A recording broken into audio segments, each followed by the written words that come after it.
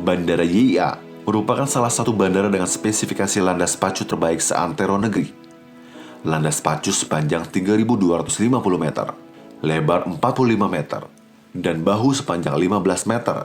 Di setiap sisi landasan itu mampu menampung pesawat Airbus A380 serta Boeing 777-300. Selain itu ada pula fasilitas pertolongan kecelakaan penerbangan dan pemadam kebakaran yang masuk kategori 8.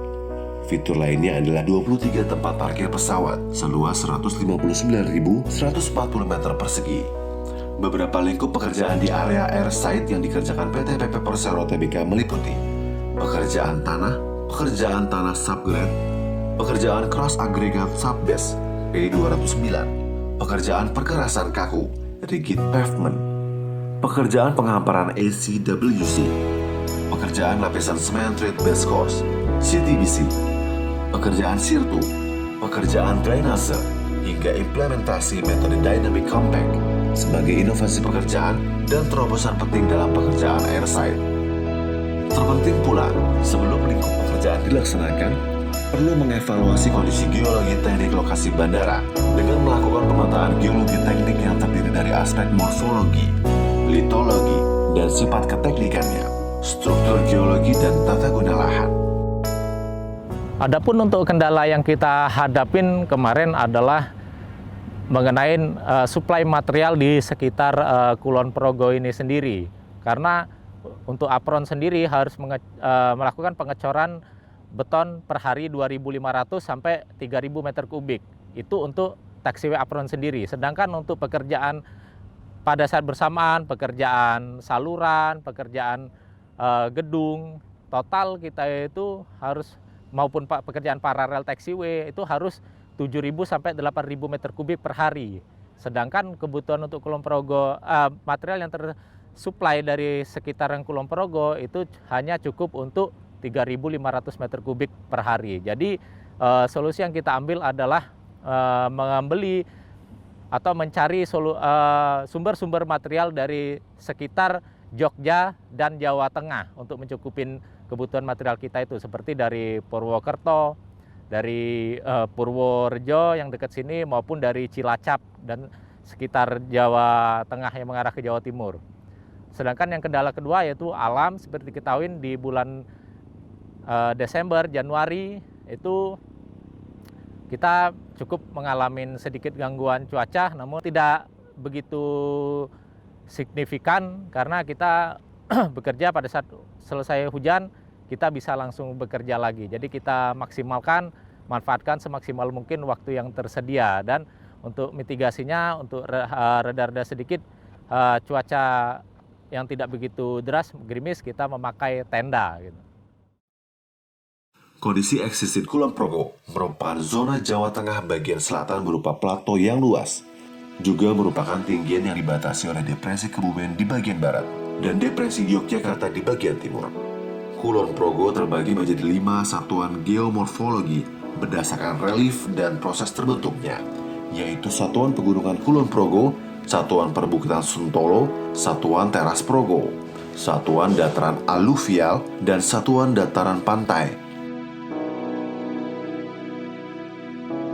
Panjang landasan pacu Bandara YIA mencapai 3.250 meter, memungkinkan pesawat tidak perlu langsung brake sampai ke ujung landasan dan pendaratan terasa halus.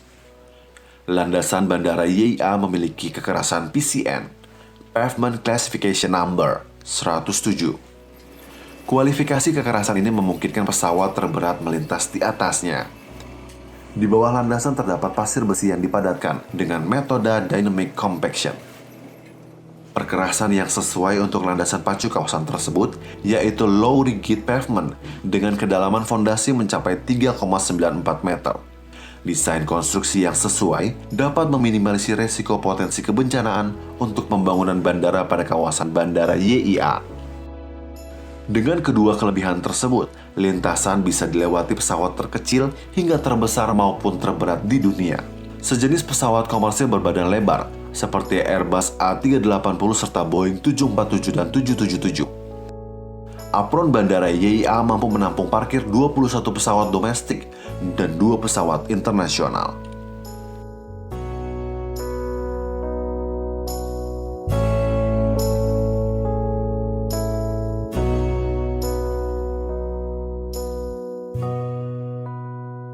Langit sangat cerah lembayung senja berhias diri ketika menjelang sore. Ratusan pengunjung berjajar rapi mengantri di halaman depan gerbang pintu masuk. Nampak nyaman dan tenang dalam balutan artistik lampu dalam bangunan. Sementara di luar, lalu lalang kendaraan roda 4 dan 2 seraya menyiarkan kesibukan sebuah area publik. Di sini beberapa fasad bangunan nampak kokoh dan modern, namun tidak meninggalkan fungsi dan estetika. Untuk tantangan pada proyek ini cukup besar. Pertama adalah segi desain, yang kita harus mewujudkan bahwa bangunan ini merupakan bangunan yang tahan gempa. Terus yang kedua terkait desain adalah bangunan ini harus bisa mengadopsi kearifan lokal yang kita wujudkan dalam bentuk di plafon, di dinding maupun di lantai. Kemudian tantangan yang tak kalah menarik menurut saya, ini bukan tantangan yang cukup berat tapi menarik, yaitu kita harus bisa mewujudkan bandara ini dengan waktu yang cukup singkat, dengan target yang cukup besar. Menyusuri halaman depan Bandar Udara YIA yang berada di Kecamatan Temon, Kulon Progo. Layaknya berada di sebuah perpustakaan yang menyimpan berbagai benda-benda sejarah, budaya, dan seni. Bangunan-bangunan penunjang bergaya modern dibungkus konsep budaya lokal, mampu mengangkat kultur budaya Jawa, khususnya Yogyakarta. YIA ini akan menjadi masterpiece bandara di Indonesia dengan beberapa pencapaian rekor yang telah kita capai. Pertama adalah pelaksanaan perkerasan runway selama 2 bulan dengan panjang 3.250 meter.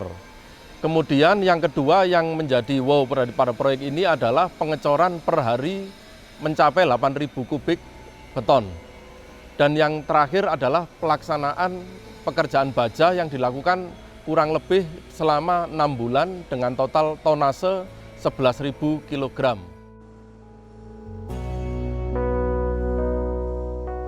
Konsep yang dituangkan dalam sebuah desain perencanaan membutuhkan konsentrasi. Merealisasikan ide desain menjadi bentuk real yang mampu mengangkat sebuah penataan wilayah lebih modern di Yogyakarta, khususnya Kulon Progo. Fasad membumi di kota budaya. Desain arsitektur yang lain mengadopsi kearifan lokal adalah pemakaian motif Wijaya Kusuma pada diffuser AC yang seperti kita lihat samping. Kemudian untuk pekerjaan motif pola lantai, di proyek ini kita menggunakan gumukan pasir, mengingat posisi proyek ini berada di pesisir pantai selatan yang identik dengan adanya gumukan pasir yang mengikuti dari arah angin. Unsur-unsur seni dan budaya Yogyakarta sebanyak mungkin dilekatkan pada proyek raksasa ini.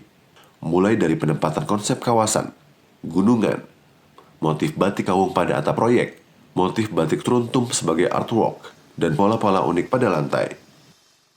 Yogyakarta International Airport Project ini lingkup pekerjaannya meliputi dari pekerjaan persiapan, kemudian pekerjaan pondasi, upper structure berupa struktur beton dan baja, kemudian pekerjaan fasad sebagai penutup bangunan, dan yang paling di sini paling fenomenal adalah pekerjaan struktur rangka baja untuk atap bangunan.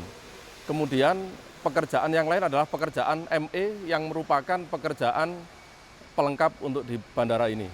Untuk lingkup pekerjaan bangunan, kita terdiri dari 28 buah bangunan, terdiri dari terminal, kemudian gedung penunjang. Untuk terminal merupakan bangunan terbesar untuk sisi landside. Kemudian ada bangunan penunjang terdiri dari main power house, kemudian groundwater tank, gedung administrasi, gedung parkir, dan beberapa bangunan penunjang yang ukurannya lebih kecil. Pekerjaan sarana penunjang gedung Bandara YIA menjadi salah satu pekerjaan utama yang harus diselesaikan oleh PT PP Persero Tbk. Terdapat 3 wilayah kerja, yaitu Gedung Penunjang Barat, Gedung Penunjang Timur, dan Gedung Penunjang Tengah. Untuk proses pelaksanaan sebenarnya seluruh gedung penunjang dilaksanakan secara bersamaan. Tapi untuk skala prioritas pada saat minimum operasi 1 yang diutamakan adalah gedung MPH, gedung kargo, gedung PKPPK, dan gedung empu. Sedangkan gedung yang lainnya telah kita selesaikan dan saat ini dalam proses serah terima. Jadi untuk mempercepat pekerjaan, terutama di area pondasi, kemarin kita merubah metode dari awalnya adalah on ground menjadi slab on ground menjadi pekerjaan suspended. Pekerjaan tersebut kita laksanakan karena tanah di area proyek Yogyakarta International Airport ini kebanyakan adalah mayoritas pasir, sehingga kita laksanakan metode tersebut untuk mempercepat pekerjaan upper struktur. Karakteristik dan fungsi masing-masing gedung berbeda. Gedung penunjang barat difungsikan sebagai penunjang kegiatan bandara, gedung penunjang timur sebagai perkantoran, sedangkan gedung penunjang tengah berfungsi sebagai gedung parkir dan gedung penghubung. Untuk proses pelaksanaan dilakukan secara paralel. Jadi untuk lingkup pekerjaan di penunjang ada 3 wilayah, penunjang barat, penunjang timur, dan penunjang tengah. Di penunjang barat ini ada 8 main building, mulai dari STP hingga sampai dengan gedung main powerhouse. Kemudian di penunjang timur ada 4 main building, mulai dari GSE hingga gedung administrasi. Untuk penunjang tengah ini ada 2 gedung, yaitu gedung penghubung dan gedung parkir. Di tempat kita berdiri saat ini adalah gedung penghubung yang menghubungkan antara gedung parkir dengan gedung terminal. Untuk masing-masing area di penunjang barat, timur maupun tengah, total ada kurang lebih 75 karyawan PP, mulai dari PM hingga sampai dengan asisten surveyor. Untuk tenaga kerja kurang lebih ada 1.500-an pekerja. Dan satu lagi adalah gedung penghubung nanti ini menghubungkan antara terminal dengan stasiun yang saat ini sedang dimulai pekerjaan konstruksinya. Harapan kami di proyek ini bisa menjadi lesson learn bagi para engineer-engineer PT-PP, bagi engineer-engineer Indonesia. Begitu kompleksnya pekerjaan, begitu banyak teknologi yang kami terapkan di sini, kelak menjadi pembelajaran dan khasanah keilmuan teknik sipil dan mechanical electrical kebandarudaraan ke depan. Kami sangat bangga mengeksekusi proyek ini karena 100% dieksekusi oleh engineer-engineer Indonesia, anak bangsa, anak negeri, yang merupakan suatu kebanggaan insinyur Indonesia bisa membangun untuk negerinya sendiri.